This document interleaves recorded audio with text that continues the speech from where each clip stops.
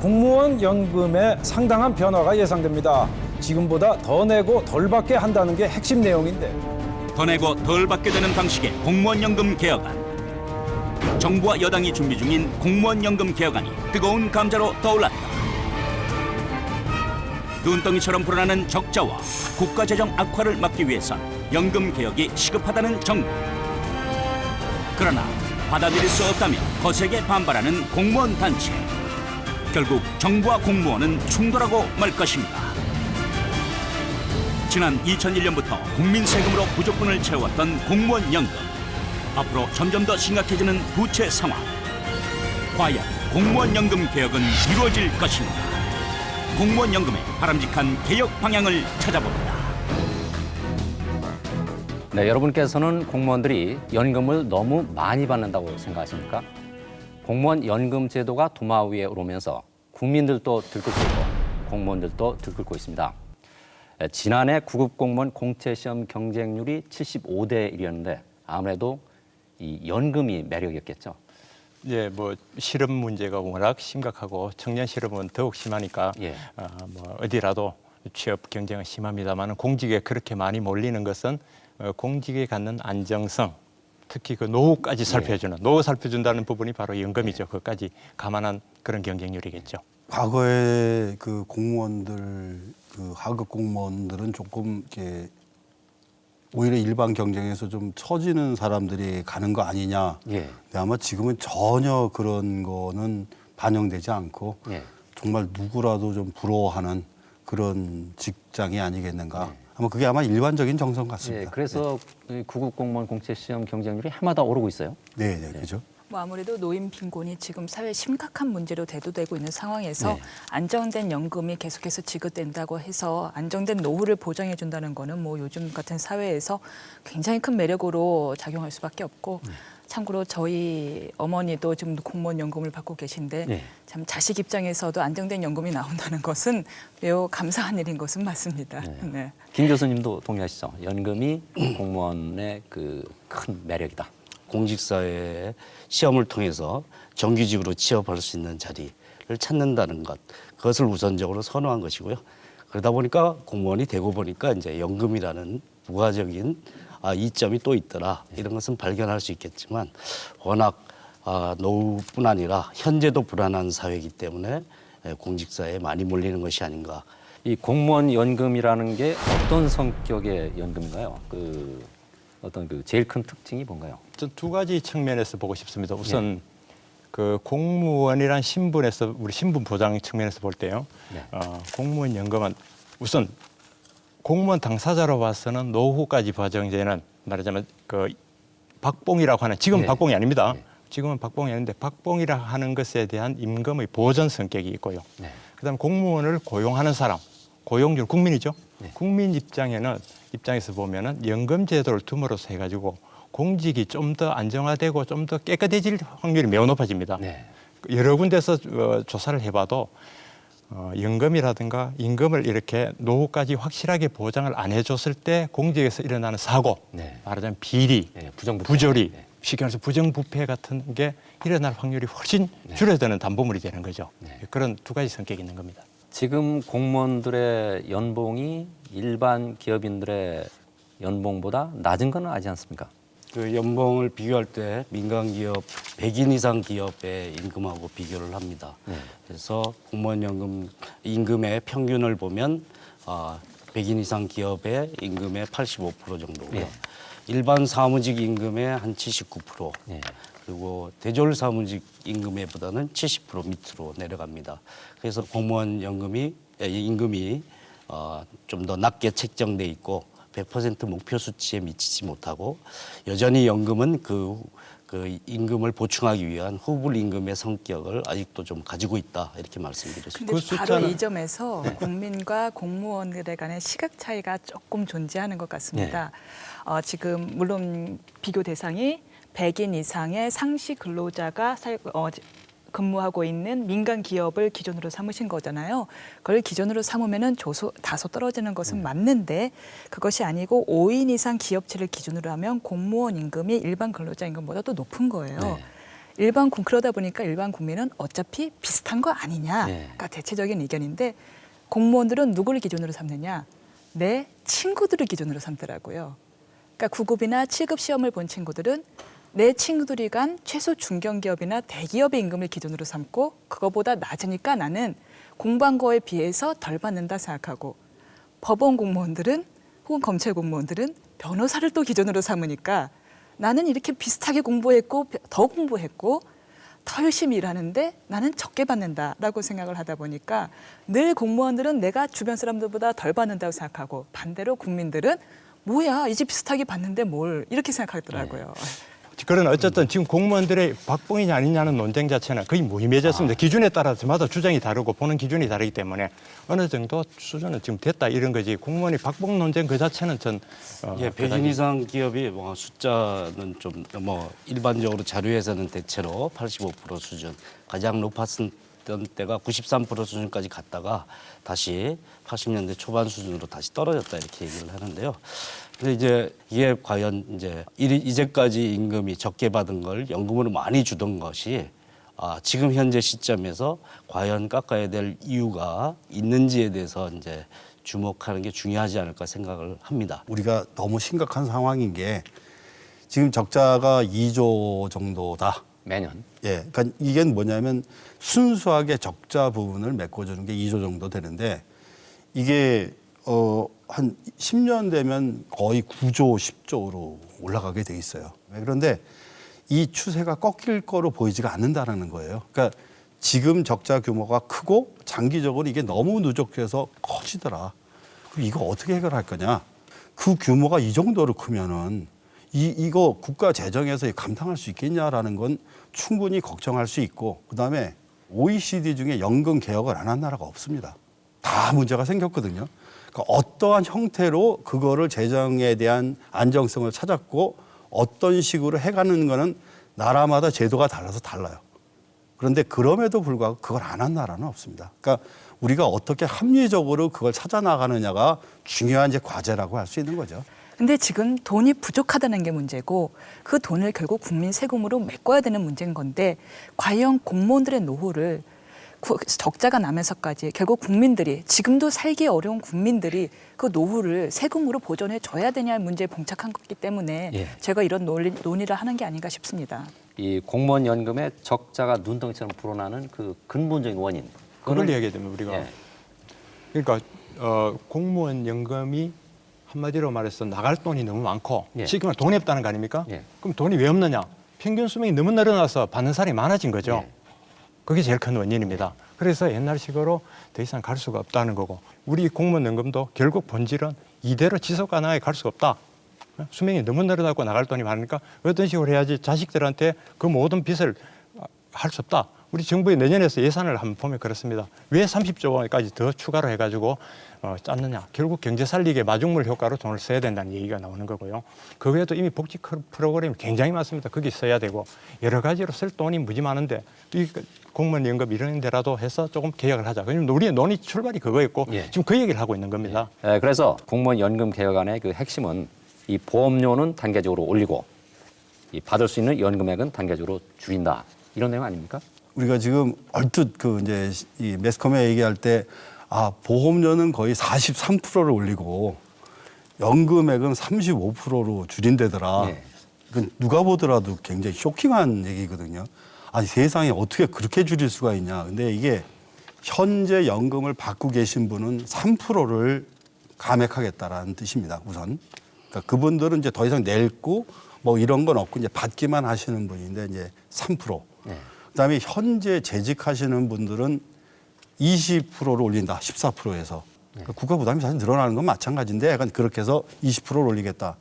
이제 이거고 그다음에 2016년에 이제 미래 공무원들은 전혀 또 다른 컨셉으로 국민연금하고 똑같이 9%로 해서 4.5, 4.5로 하고 그 대신 퇴직금 제도 우리가 있는 그 퇴직금 제도를 살리겠다. 네. 그러니까 8.3%를 내겠다라는데 그 연금을 받으시는 퇴직 공무원과 현재 재직 기간이 긴 공무원과 짧은 공무원, 그다음에 아직 임용고시도 안 본 그 미래 공무원들이 각각의 엄청나게 차이가 사실은 있습니다. 예. 이거를 같이 하나로 묶어서 보는 건 조금 위험하죠. 지금 교수님 말씀이 언론 때문에 혼동이 있다 그러는데 제가 언론이니까 매스컴에서 설명드릴게요. 이게 좀 부연 설명드리면 상황을 이렇습니다. 지금 알려진 내용은 확정된 게 아닙니다. 네. 정부 정책이 정해진 게 아니에요. 새누리당이 정부 여당이 협의를 해서 새누리당 안에 있는 뭐 경제혁신 무슨 위원회가 한국연금학회 의뢰를 한 겁니다. 네. 어떻게 하면은 이 복잡한 문제 풀까 해서 시안을 받아놓은 겁니다. 네. 그걸 가지고 공청회를 해가 이제 법으로 반영하려는 과정에 공청회 단계에서 딱 막힌 겁니다. 그러니까 여러 안 중에 하나인데 그 안을 정리하면 숫자 복잡하게 나오면 골치 아프니까요. 기존에 들어있던 사람들은 연금 내는 거, 보험료 내는 거를 조금 더 내게 하고 받는 거는 좀 적게 받는 쪽으로 가는데 그 적게 받는 게 하나는 지급 시기를 늦추는 게 하나가 있고요. 네. 그 다음에는 이제 본인이 사망 시에 배우자가 받게 되면은 그 받는 그 금액의 조절이 비율이 하나가 있고 그 다음에 아까 교수님 3%라는 것도 깎는 게 아니고 이렇게 재정이 공무원 연금 기금이 적고 고갈되고 재정이 모자라니까 거기에 협력금으로 한 3% 정도는 내라 그런 취지이기 때문에 사실 엄밀한 의미에서 깡당으로 조금 다른 거죠. 기존 수급자들로 하여금 말씀이신 그렇죠. 거죠? 재정 분담금이 3%인 겁니다. 이렇게 얘기를 하면 좋습니다. 이게 조금 이제 복잡해지는데 그냥 3% 깎은 거예요. 예, 뭐 어쨌든 그 예, 표현은 근데 그게 이제 그 적립금에 대한 기여를 하라는 뜻이 혹시 위헌 논란이 있을까봐 약간 그런 문제인데 그 부분에 대해서는 이제 위헌 논란이 있을 수가 있어요. 일종의 뭐 소급일 수도 있고 신뢰 원칙에 반한다고도 볼 수가 있는 거죠. 왜냐하면은 이미 기존에 수급하고 있는 사람들을 내라는 게 결국 깎는 거죠. 원천 징수할 테니까요.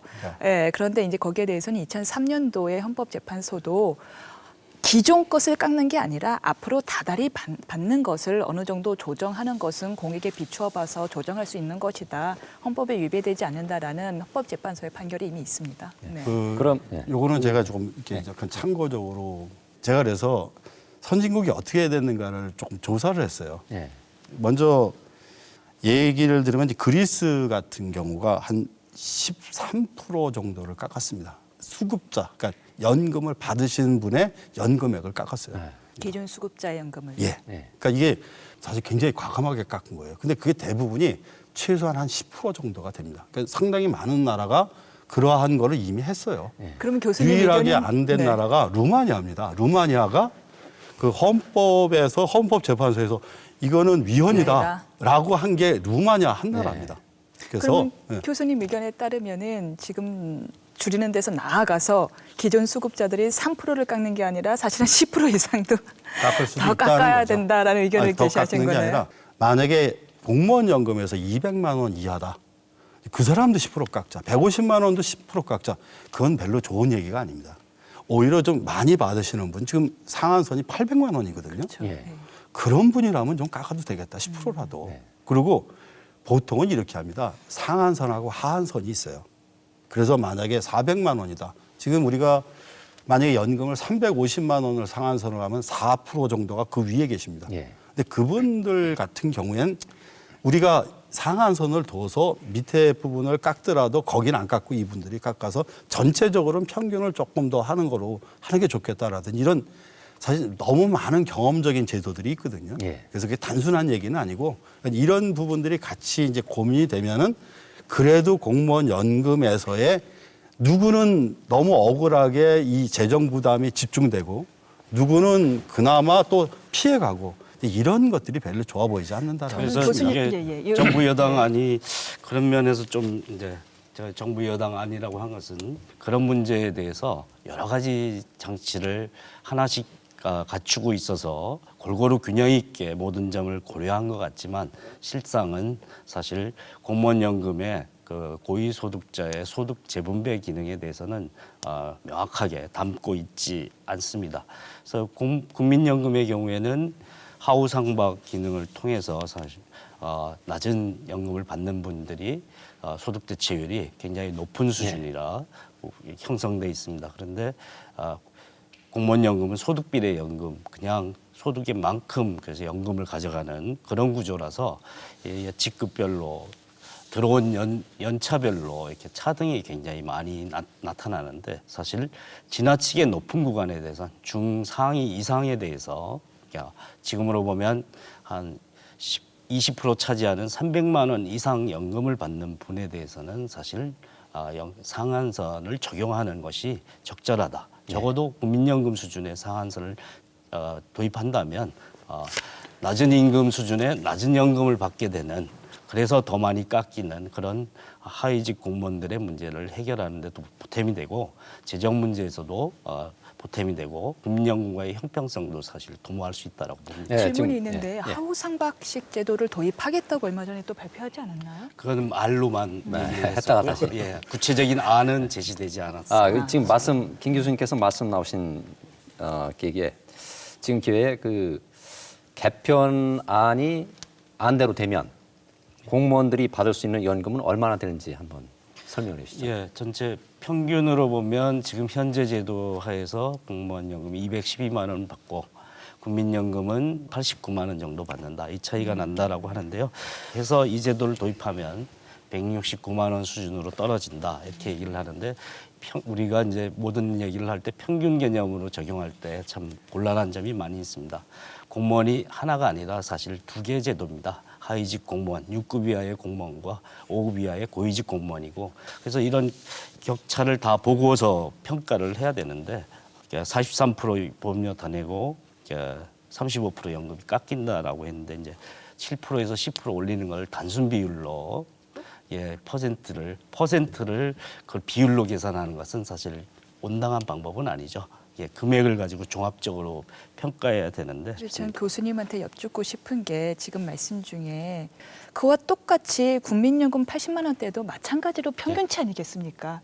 결국 우리는 평균치를 놓고 산술적으로 비교할 수밖에 없는 것이고, 결국 그 평균치를 보고 볼 때 그럼에도 불구하고 국민연금 용돈 수준보다는 많이 받는 것이 사실 아니냐는 거죠. 예, 그 말씀 잘하시는데 가장 공무원 연금 많이 받는 게 받는 층 중에 가장 많이 몰려 있는 것이 200만 원대에 몰려 있는데요. 사실 100만 원 이하대에 최저임금 수준의 연금을 받는 계층도 한 7% 정도 되고요. 200만 원 미만인 사람의 비율이 20% 정도 되기 때문에 이 문제를 사실 균등하게 생각을 해야 된다. 노후 보장의 측면에서 보면 하우상박 제도로의 개편을 하면서 국민연금과의 균형을 찾는 방법을 모색하는 것이 가장 바람직하다고 생각합니다. 지금 김 교수님이 계속 말씀하신 부분이 공무원들의 노후 보장이 복지 차원에서 계속 보장돼야 된다는 말씀을 주셨는데, 저도 그 전체적인 틀은 동의를 합니다. 그런데 공무원의 노후 보장이 우선적으로 보장돼야 되는 복지냐에 대해서는 저는 이의를 제기하고 싶은 거예요. 공무원은 이러니 저러니 해도 정년이 보장되면서 많지 않다고 생각할진 모르지만 월급이 따박따박 나오는 사람들입니다. 우리나라가 뭐 카타르처럼 돈이 많아서 태어나는 순간 1억 주고 어디 갈 때마다 돈 주고 모든 거 다 무상 교육이고 하면 얼마나 좋겠습니까마는, 지금 현실은 어디선가 세모녀가 음식이 없어갖고 자살하는 사태까지도 발생하는 게 현실이고, 거기에 갈 재원이 지금 부족한 게 현실인데, 그렇다면 어디선가 깎아서 글로 가야 되는 건데, 지금 공무원들의 노후를 보장해 주는 것이 우선적으로 가야 되는 복지이냐, 저는 그것은 동의를 못 하겠는 거죠. 지금 김재학을 하는 저보다도 뭐 제가 너무 오래 하셔서 안 되겠습니다. 그 올해 9천 명에 가까운 공무원들이 명퇴를 했는데 이게 연금 개혁에 대한 불안 때문이라고 보십니까? 그런 요인도 있다고 봅니다. 뭐 단지 그것만은 아니겠지만 최근에 교사들이 집단을 말하면 못합니다만은 그 명퇴를 많이 했거든요. 학교 선생님들이 명퇴를 많이 한 이유도 그런 거하고 관계가 있는 거고, 뭐 하여튼 공직에서는 적어도 나가 있으면 소급하기는 어려울 거고, 뭐 안전지대로 나가겠다, 뭐 그런 생각도 있겠습니까? 제 주변의 판사 부부들도 조금 특히 남편들이 많이들 고민을 하는 모양이더라고요. 이제 안정된 연금도 좀 깎이는 상황에서 빨리 나가서 변호사 생활을 해서 돈을 좀 더 벌어야 되는 거 아니냐 해서 남자들은 좀 심각한 고민을 하고 있고, 저 친척 중 한 분도 이제 또 검찰 공무원에서 사실 20년만 기다리고 계셨거든요. 20년만 채우기만을. 좀 나가고 싶은 유혹에 시달릴 때마다 20년만 채우자란 마음으로 견디셨는데, 이제 지금 좀 다시 고민을 많이 하시고 계신 걸로 알고 있습니다.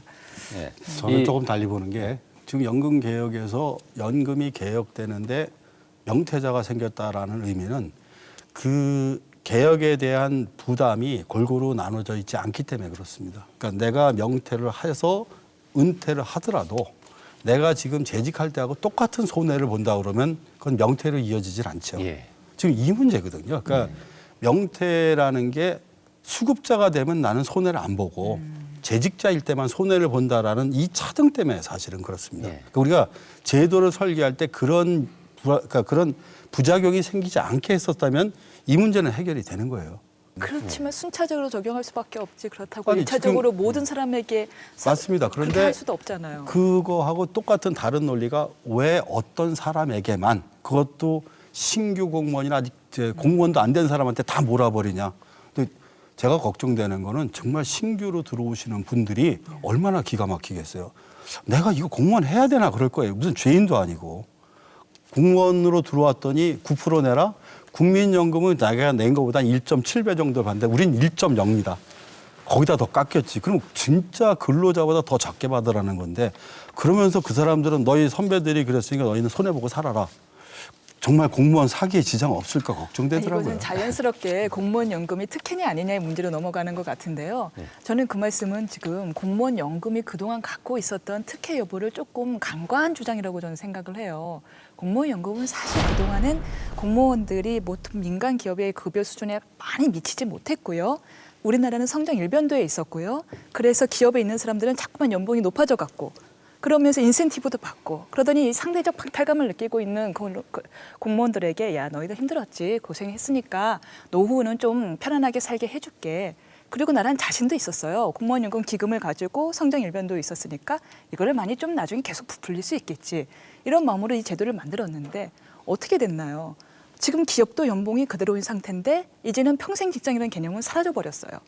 반면에 공무원은 평생 직장이라는 개념을 갖고 와버렸고 그것은 이 직원은 재산으로 지금 환산할 수 없는 엄청난 가치를 갖고 있기 때문에 많은 젊은이들이 몰려드는 거예요. 이 상황에서 지금 공무원과 민간 기업의 그 단순히 연봉만으로는 비교할 수 없는 이런 가치가 있는 상황에서 이 연금이 공무원 연금이 사라진다, 조금 깎인다는 이유만으로 이것은 사기 진작에 큰 해를 미칠 만한 큰 요소다라고 보는 거는 국민의 감정하고는 좀 다르는 것 같아요. 지금 신규 2010년에 들어온 사람이 얼마나 깎이는지 혹시 아세요? 9%를 내라고 하고 국민연금은 자기가 낸 총액의 1.7배가 평균인데 그거에 그러니까 170%인데 공무원은 100%예요. 그리고 똑같이 퇴직금이에요. 그러니까 거의 절반 수준이. 그러니까 그거는 비교가 두 가지인 것 같아요. 공무원과 일반 공무원이 아닌 국민 그리고 신규 공무원과 기존의 공무원과의 차이가 있는 것 같아요. 새로 들어오는 공무원이 무슨 죄라고? 아니 지금은 그걸 알고 들어오면 문제가 없죠. 알고 있으세요. 그러니까 그치. 문제 예, 아니 예. 그러니까 예. 공무원들의 예. 내부에서 두 가지 계급이 나올 겁니다. 지금 이렇게 하면은 교수님 말 따라 그게 되면 새로 들어오는 사람들은 말하자면 국민연금형 공무원과 기존의 진짜 공무원과 이제 연금에서는 그렇게 나눠지는데 다만 이것 때문에 뭐 공직에 들어올 사람이 영향을 많이 미친다. 그거는 제가 볼 때 우려고요. 다만 이제 들어와서 아까도 말씀드렸지만 이게 풀로 기금으로 운영을 하기 때문에 아니 나는 저 지금 낸 게 언제 낼지 모르는데 저게 너무 많이 받아간다. 옛날에 선배들은 난 이나마도 어떻게 될지 모르겠다 하는 그러고 실제로 내는 것과 나중에 받는 게 많이 나오니까 거기서 위화감은 나올 수 있는 거죠. 위화감, 내부에서 위화감 같은 그런 거는 충분히 고려돼야 예, 돼요. 단순히 위화감 수준이 아닐 거라고 생각합니다. 신규 입사자들이 최고 많이 깎이는데요. 그리고 국민연금과 내는 돈에 비해서 받아가는 돈 비율이 국민연금과 거의 근사해지고 좀 장기적으로는 같아지게 만듭니다. 그리고 말 없는 사람이라고 거기에 책임을 넘기면서 재정 효과를 거기서 거두려고 한다든지 하는 방식은 이제 정부 여당이 추진하는 안으로서는 당당한 안이라고 생각하기는 어렵고요. 대부분 새로운 제도를 도입하면 신규자에게 불리한 제도를 좀 전가하긴 합니다만 지금은 정도가 좀 많이 심했다라는 점에서 다시 생각해봐야 된다라고 봅니다. 잠깐만요. 제가 이 특혜 시비와 관련해서 이 한 가지 통계를 말씀드리겠습니다. 이 한국납세자연맹의 분석에 따르면 올해 퇴직한 공무원의 경우에는 낸 돈의 4배 이상을 연금으로 받아 7급으로 시작해 30년을 근무한 공무원은 1억 7천만 원을 내고 7억 5,500만 원을 연금으로 받습니다. 이 사실만 보면 일반 국민들이 볼 때 이건 특혜다 이런 말이 안 나오겠습니까? 공무원 연금 제도와 국민연금 제도의 이제 차이를 보면서 이게 이제 과도한 차이인지 아닌지를 따져봐야 된다고 생각합니다. 210만 원 정도 평균 공무원들이 연금으로 받는데 국민연금은 지대 가입해도 89만 원 수준이다. 이런 차이가 이제 요인입니다. 이 차이는 사실 공무원들이 납입하는 비율이 7%로 더 높다는 것. 그래서 국가가 부담하는 것까지 14% 하면 9%에 비해서 높다라는 요인 하나가 있고요. 또 하나는 민간 퇴직금보다 낮기 때문에 생기는 그래서 0.3% 지급률 정도, 소득 대체율은 9%. 그래서 22.5% 차이에서 10% 정도는 차감해야 되는 거죠. 12.5% 정도가 사실은 더 받는 거다 이렇게 볼 수 있습니다. 퇴직수당을 감안하면. 그리고 민간 임금에 비해서 적은 부분, 100인 이상 기업 종사자의 기준이 온당하냐 여부를 떠나서 그것이 적당하다고 생각한다면 거기에 비해서 충족되지 못하는 15%의 비율. 이걸 감안하고 나면 사실 국민연금이 노후 보장을 하기에는 사각지대가 너무 많기 때문에 국민연금을 강화하는 방식으로 그 격차를 좁히는 방법으로 해결을 할 수가 있지 않느냐. 그것은 충분히 공무원 제도가 가진 특성상 감안해야 될 그 수치를 빼고 나면 가능한 범위 안에 들어온다는 것이고요. 그런 논의를 하는 것이 우리 사회의 고통분담의 논의에서 바람직한 방향이다 생각합니다. 지금 한 가지 결정적인 게 있어요. 왜냐하면 이게 고위직분들한테 기분 나쁜 얘기가 아니라 우리가 지금 노후 보장이라는 게 뭡니까? 소득이 노후가 돼서 없어지면 그거를 어떤 식으로든지 그 당시에 생활 수준을 어떻게 유지해 주려고 하는 게 연금이거든요. 예. 지금 고위직분들이 대개 그만두게 되시면은 산하기관도 가고 그다음에 관련 기관을 갑니다. 또 예. 관련 기업도 가거든요. 근데 그 대부분의 분들이 어떻게 되냐면 자기가 받던 본 것보다 더 받게 되는 경우가 많습니다. 그렇죠. 그런데 이분들에게 공무원 연금을 지급을 해요. 그러니까 제가 알기로 4,500만 연봉 정도면 100%를 지급하고 네. 그다음에 아무리 많아도 50%까지 분이 이 삭감을 안 합니다.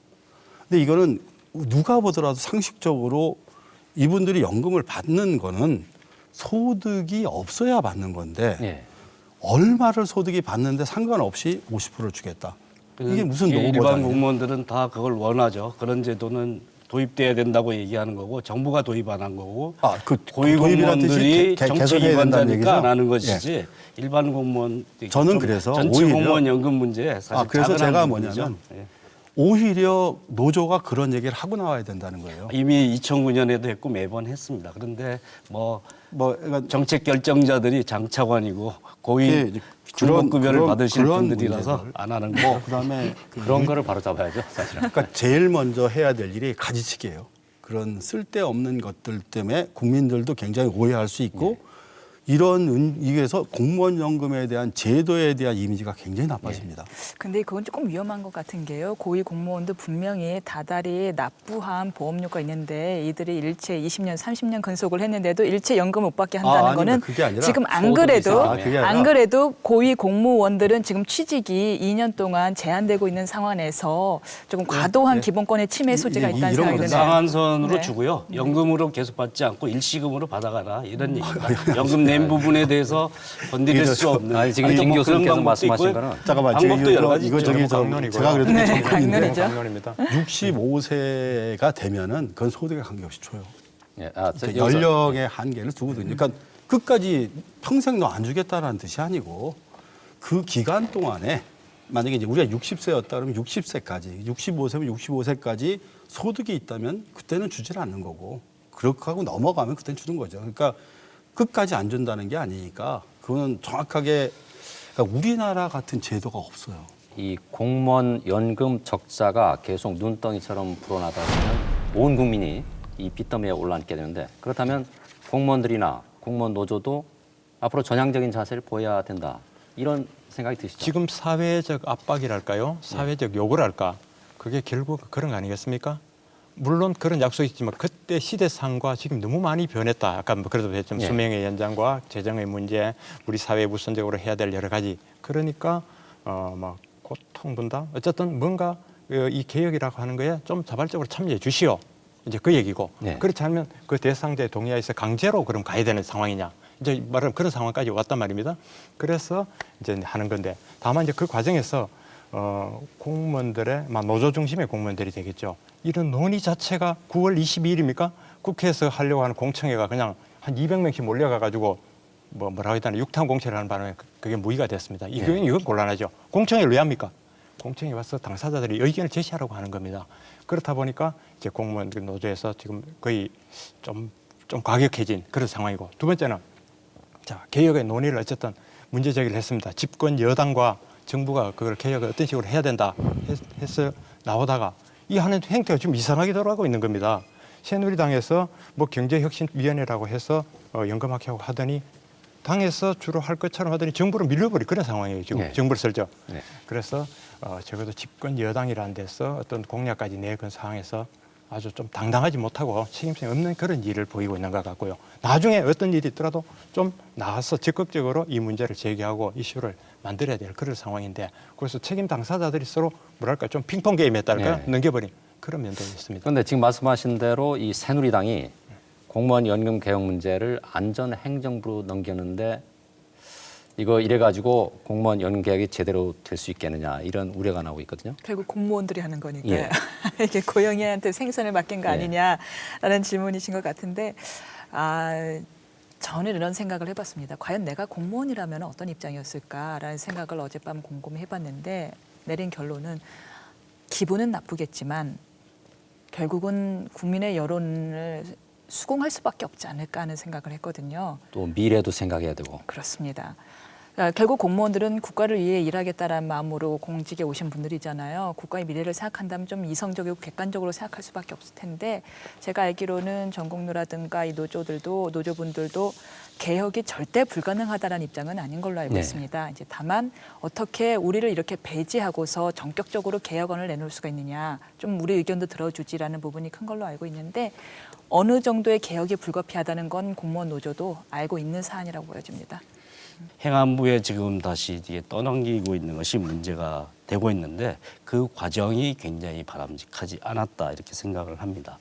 그래서 공무원 행안부에 넘기면 제대로 할 수 있느냐, 그런 면에서는 좀 그러니까 정부 여당이 책임 있게 주체로 나서서 단지 재정 안정성 측면이 아니라 노후 보장을 같이 고려하는 종합적인 미래 설계에 바탕에서 연금의 문제를, 공무원 연금의 문제를 논의하는 사회적 장을 만들자. 그걸 정부 여당이 주관하고 주체로 나와서 그런 자리가 될 수 있도록 만들어 나가라. 이렇게 주문하는 네, 것입니다. 지금 조금 전에 말씀하신 대로 모든 이 공적 연금과 관련된 이해 당사자들이 이 사회적 합의체를 구성해서 한 자리에 모여서 논의를 깊이 있게 논의해 보는 건 그런 건 어떻겠습니까? 우리가 한 3번에 걸쳐서 논의를 했는데 그게 5년을 못 간 건 사실입니다. 예. 또 했어야 되고 또 했어야 되고 그 평가를 어떻게 할지는 잘 모르겠어요. 평가가 그래도 그땐 잘했다라고 했는데 그럼 왜 5년 있다 또 하냐, 이런 또 얘기도 나올 수 있고. 근데 지금 그나마 우리가 그래도 조금 희망을 갖는 게 이 연금 개혁은 한 번에는 잘 못 갑니다. 예. 정말 못 가거든요. 너무나 이해 당사자들이 첨예하기 때문에.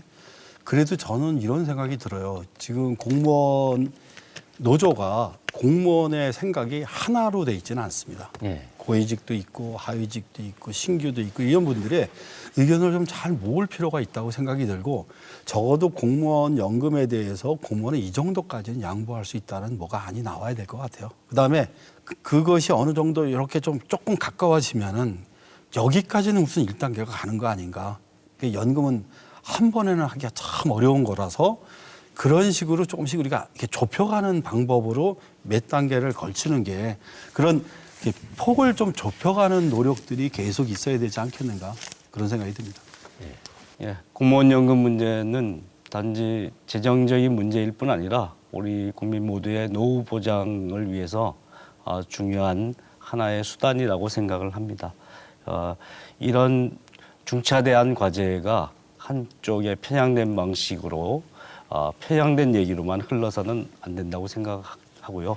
단지 이해 관계자만이 아니라 포괄적으로 한국 사회의 노후 보장 체계를 어떻게 설계할 것이냐는 대승적 관점에서 새로운 합의를 할 수 있는 새로운 결단을 할 필요가 있다라고 생각을 하고요. 그런 일에 정부가 좀 더 허심탄회하게 나서주기를 바라는 그런 마음입니다. 모든 사회의 주체가 이 문제를 풀자. 정말 좋은 얘기입니다. 더 좋은데 우리가 무수한 이런 사례를 봤을 때 사회의 온갖 이해과학 당사자가 다 모였을 때 결론이 나선 이야기입니다. 좀 더 책임지는 데서 좀 더 주도적으로 나서는 모습을 보여야 되는 거지. 예. 그 같은 맥락에서 아까 정치적 고려 뭐 그런 말씀을 하셨습니다. 예. 정치적 고려 이런 거 필요 없습니다. 이 정치적 고려 이런 것 때문에 일이 안 되는 거예요. 표 계산하고요. 공무원 표 100만이고 그 가족 몇만 하면 일이 안 되는 겁니다. 정치적 고려, 정치적 감안 이런 거 다 버리고 사회적 합의라든가 모든 주체 이것보다는 그동안에 이미 그쪽 관계 당사자들이 충분히 들어가 있으니까 그런 의견들을 쌓아놓은 걸 바탕으로 해가지고 좀 더 책임질 수 있는 어떤 주체들이 좀 책임 있게 밀어붙이면서 어떤 뭐 가시적인 걸 나와야지 아니면 또 이러다가 또 한 세월입니다. 이럴 줄 알았다 그렇게 될 겁니다. 이 소통이 이 시대 최고의 화두인 마당에 이러면 하시적이라는 말씀을 들으니 참 신선하기까지 한데요. 물론 법안이야 국회의원이 만드는 거지만 이해 당사자의 이야기를 듣지 않고 법안을 내는 것은 이것은 마치 듣죠. 뭐랄까요. 듣는데 그거 가지고 검사가 결론을 왜 피해자 나쁘잖아요. 이야기를 듣지 않고 기소하는 거나 마찬가지일 거라고 생각합니다. 즉 좌우될 필요는 없지만 반드시 소통하고 참고할 필요까지는 있는 거고 그것을 이룩하지 않고서는 결국엔 끊임없이 또 다른 문제에 봉착할 것이라고 생각을 합니다. 예.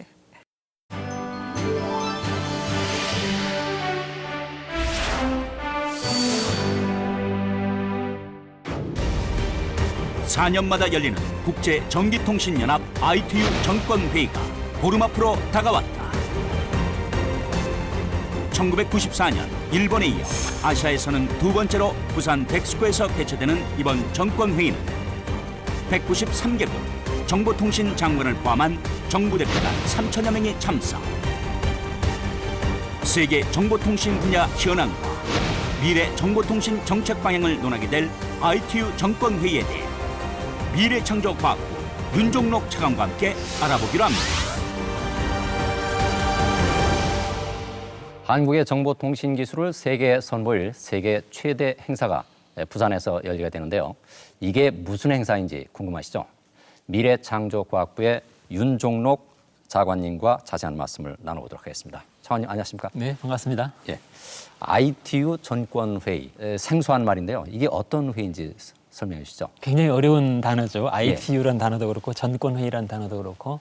근데 ITU는 유엔 산하에 있는 기구입니다. 예를 들어서 유네스코랄지 또는 뭐 세계보건기구 WHO랄지 예. ITU는 국제전기통신연합 이렇게 표현할 수 있겠고요. 우리 국민들은 두 개의 지구에서 살고 있다. 예. 하나는 발로 딛고 있는 지구가 있고 또 하나는 우리가 만질 수는 없지만 우리 국민들이 하루에 4시간 정도 사이버 세상에서 지내다 옵니다. 예. 우리가 발로 딛고 있는 지구에 유엔 총회가 있다면은 이 사이버 세상의 유엔 총회와 같은 역할을 하는 것이 ITU다 이렇게 말씀드릴 수가 있겠고요. 그럼 예. 왜 전권회의인가? 예. 통신이라는 건 연결이 돼야 되기 때문에 국제적으로 기술이 통일이 돼야 됩니다. 그래서 150년 전에 이미 유엔에서 ITU를 만들었고 그 당시 150년 전에는 지금처럼 민주주의 제도가 아니었기 때문에 예. 왕정 제도였기 때문에 왕이 예. 전권을 가진 특명대사를 지명을 해서 그 사람으로 하여금 그 국제회의에 나가서 예. 모든 권한을 가지고 행사를 할 수 있도록 하는 그래서 전권회의다. 그래서 ITU는 아마 유엔 산하에서 가장 오래된 150년 된 기구 중에 하나입니다. 그럼 이 ITU 회의에서 어떤 내용들이 논의가 되는 겁니까? 정보통신이라는 거는 특징이 좀 있습니다. 예를 들어서 내가 전화기를 좋은 걸 가지고 있는데 내 친구들이 전화기를 가지고 있지 않다면 아무리 좋은 전화기도 무용지물이 되겠죠. 예. 그 정보통신은 어느 한 나라만이 발전한다고 해서 세계적으로 소통될 수 있는 게 아니다. 예. 전 나라가 공히 발전돼야 되고 또 서로 연결되려면 기술이 또 같이 공통의 기술을 가져야 되지 않습니까? 예. 그런 의미에서 ITU의 역할이 굉장히 중요한 역할을 해왔고 또 앞으로도 중요한 역할을 하게 될 것입니다. 그렇다면 이번 회의로 기대되는 효과는 어떤 게 있나요? 이번 ITU 총회를 통해서 대한민국이 제시하는 여러 가지 그 이슈들, 이제 우리가 사물의 인터넷이라고 그러는데 아까 말씀드렸듯이 인간이 그동안의 인터넷을 이용하는 세상에서 이제 앞으로 10년, 20년간은 모든 사물이 인터넷과 연결되는 시대의 새로운 패러다임을 저희들이 이제 열 생각이고요. 역시 우리나라는 그동안에 제조업을 굉장히 잘했지만은 제조업이 어느 정도 한계에 와 있다. 그렇다고 해서 제조업을 어떻게 업그레이드해서 발전해 나갈 것인가 이게 이제 남은 과제인데 정보통신 특히 ICT라는 그 인터넷을 근간으로 하는 인프라가 접목이 된다면 모든 산업에서 만들어내는 물건을 프로덕트가 아니라 서비스로 업그레이드하는 그러면서 어마어마한 부가가치가 높아지면서 창조 경제의 어떤 그 가치를 높이는 이런 형태가 되지 않겠는가. 예를 들어 본다면은 우리가 과거에 신발을 굉장히 많이 만들어서 전 세계에다 팔았습니다. 예. 그러나 지금 우리나라에서 신발은 거의 만들지 않습니다. 이제는 남이 나라에서 중국에서 신발을 만들어 오면 우리가 거기다가 무선 인터넷을 연결을 해서 클라우드에 연결을 하게 되면은 단순한 신발이 아니라 내 건강을 체크해주는 건강 보조 도우미가 된다거나 또 자동차도 우리가 나사로 조여서 만드는 것 이제 더 이상 경쟁력 갖기가 어렵습니다. 앞으로 우리가 해야 될 일은 나사로 만드는 자동차를 만들어 오면은 그 자동차를 무선 인터넷으로 연결을 해서 주인을 알아보는 자동차로 바꿔버리는 뭐 이런 것들이 앞으로 우리가 해야 될 일이고 금년도 대한민국에서 열리는 ITU 총회에서는 그런 새로운 기술과 산업 간의 협력 이러한 것을 주제로 삼을 생각입니다. 그 회의 준비 상황은 어떻습니까? 네, 193개국 장관이 오게 되고요. 거기에 약 3,000명의 수행원 그리고 각 나라의 정보통신 리더들이 우리나라에 다 오게 됩니다.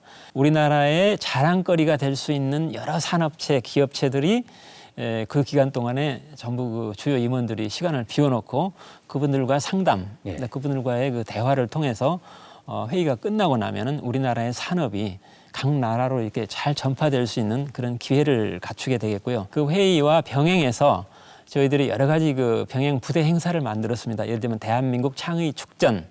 그래서 대한민국의 창의적인 과학 기술을 소개하는 그런 코너를 만들었고요.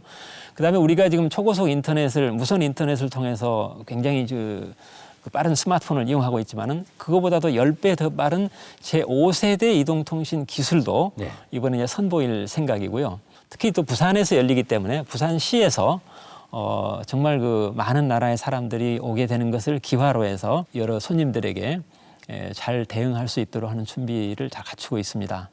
이번 회의의 그 성공적인 개최를 위해서 이 국민들에게 부탁하고 싶은, 당부하고 싶은 말씀 있습니까? 많은 국민들께서 참여하셔서 우리 ICT 역량을 한 단계 업그레이드하는 그런 좋은 기회가 되기를 기대를 하겠습니다. 이제 보름 앞으로 성큼 다가온 ITU 전권회의, 모쪼록 성공적인 개최를 기대해 봅니다. 저는 다음 주 일요일 아침에 또 뵙도록 하겠습니다. 시청해 주셔서 감사합니다. 자, 장관님 감사합니다. 네, 감사합니다.